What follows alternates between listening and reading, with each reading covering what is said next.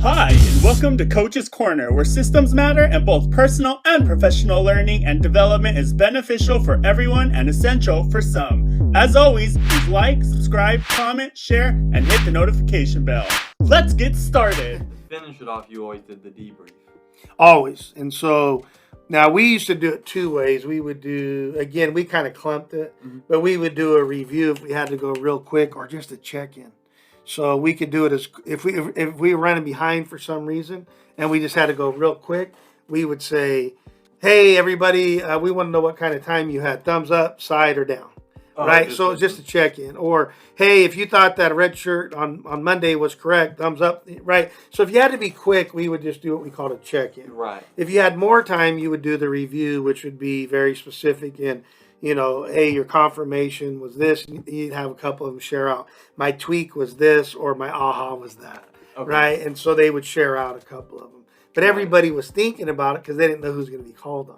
Right, so it was, yeah. Yeah, so you're right. It's just like what I used to say, and remind me about the debrief, so I want to go more specific on that. But, I used to watch some of the practices where people would go to you, and it's like, dude, 80% of the people are standing doing nothing. Why would you do that? So we wanted to always keep everybody involved. Moving involved. That's right. Yeah. So when I was coaching, there's nobody sitting around. Yeah. Right? So if you were the group playing, then sometimes I'd have you watch for schematical understanding. But other times you'd be working on your skills or, shooting or doing whatever. Then we'd rotate. People, it was going like this. And then the last part of it is a debrief, and we did that very specific. And do you think that I explained the reflection correctly? Because sometimes I go a little fast because we've already talked about it before. Yeah. You think we're okay there? Yeah. So then the debrief was when you had a lot of time. And I used to say at least one debrief at the end of the day, and several reviews and several reflections, and maybe several more check-ins, right? Yeah. But in the end, so if you've done that 10, 20, 15 times as a whole, but I said before you leave, the kids leave, I want to do a debrief. And so the way we would do that is, what was your key learning or learnings for the day, kids? So you give them a minute or so. How might you use that in your personal life? And so they would, say, well, what do you mean my personal life? Anytime that it's not your professional life, they go, what's professional life? Right. I said, it's called school for you guys. Yeah. It's called work for your mom and dad. So how might you use this in your personal life? And they go, okay, my key learning was red shirt on Monday. Well, how much use that in your personal life? Well, if I wear a red shirt to church, then people like it. Whatever they're going to say. Yeah. And then you say, okay, well, how much use that in a professional manner? Well, if I wear a red shirt, I stand out, and it's better safety for the kid. Whatever. Right. And then I would say, okay, and then we would twist it on them, right? And we say, okay, so are you committed to do what you said you're going to do in each of those areas? Yeah. And what's the time frame and the deadline for that? And we figured if they said, like, you and I've talked about this before. Oh, 2 weeks from now. No, you won't. Just like an appointment. Right. No, you won't. Yeah. If it's not within 72 hours, you do it, you lose it. Yeah. So that's how we did that. And that solidifies the learning. So what we're trying to do is the learning on the front end.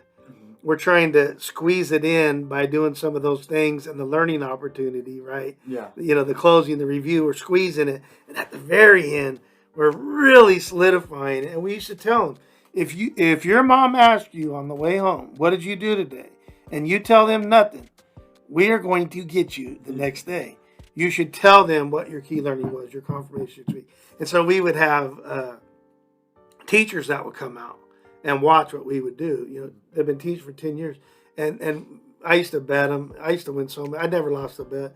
They go, my kindergartner can't do that. I go, oh, how much you want to bet? Right. We bet, lunch or whatever.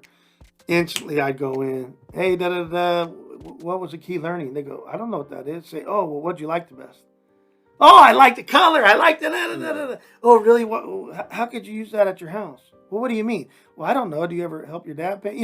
So we would go through this, and at the end, the teacher would be like, that is so awesome. So it was really cool that we were able to, I always say, what kind of leader are you? When you can push from the middle, meaning you don't have positional title. Yeah, that's when you're a great leader. Well, we were able to push the K-12 educators based off the stuff that we would do, because the first graders would go, "Hey, teacher, how come we don't debrief in here in K-12 education?" Right. right? And so they're then they'd come back. What is this debrief stuff, or what is this? Yeah. And then they'd do it, and it was like, man, this is amazing. We're like, yeah, duh. Yeah. Got it. Gotcha. If you need to contact Brett or Coach, please do so on his social media accounts, email, and or text. You can find that information in the description below. Again, please like, subscribe, comment, share, and hit the notification bell. Thanks, and we hope you enjoyed.